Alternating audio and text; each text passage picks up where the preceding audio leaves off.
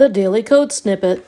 The text transform property is used to transform the case of your font. The values for text transform are none, uppercase, lowercase, capitalize, and full width.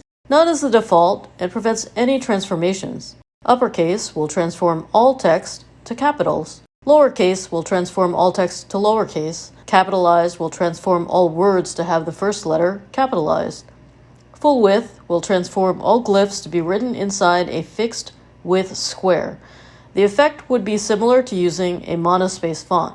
This would allow the aligning of glyphs in Latin characters along with glyphs from other languages, like Chinese. Let's look at some examples of text transform in use. Here is the HTML. We are setting up examples to represent each value: none, uppercase, lowercase, capitalize, and full width. To demonstrate full width, we have obtained a translation. Here we are trying to align Latin characters with Chinese glyphs in Chinese. And here is the CSS.